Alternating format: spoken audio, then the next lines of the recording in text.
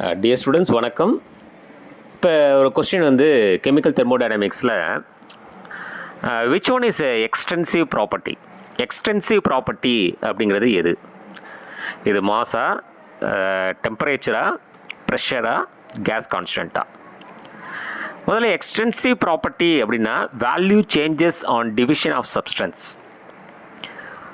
அதாவது இப்போ ஒரு சப்ஸ்டன்ஸ் எடுத்துக்கிறீங்க, அதுக்கு ஒரு மாஸ் இருக்குது, அதை டிவிஷன் பண்ணுறீங்க, கண்டிப்பாக அதோட மாஸ் மாறும் இல்லையா? ஸோ இதுதான் நம்ம என்ன சொல்கிறோன்னா extensive property, values changes and division of substance. So இதில் பார்த்தீங்கன்னா எது சரியான ஆன்சர்னா மாஸுங்கிறது இட்ஸ் ஏ எக்ஸ்டென்சிவ் ப்ராப்பர்ட்டி.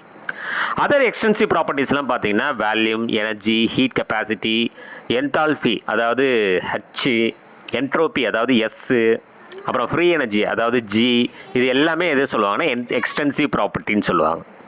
இப்போ நீங்கள் என்ன பண்ணணும், இந்த என்னென்ன எக்ஸ்டென்சிவ் ப்ராப்பர்ட்டிஸ் இருக்குது அப்படிங்கிறத எல்லாத்தையுமே நீங்கள் நோட் பண்ணி வச்சுக்கணும், சரிங்களா?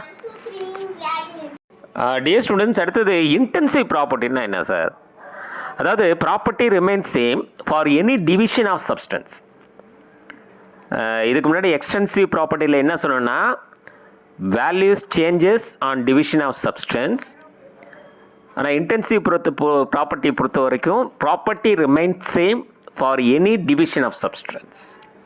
எக்ஸாம்பிள் பார்த்தீங்கன்னா அதர் எக்ஸாம்பிள்ஸ் வந்து temperature, pressure, gas constant, specific heat capacity, இதெல்லாம் இன்டென்சிவ் ப்ராப்பர்ட்டிஸ்க்கு எக்ஸாம்பிளாக சொல்லலாம், சரிங்களா?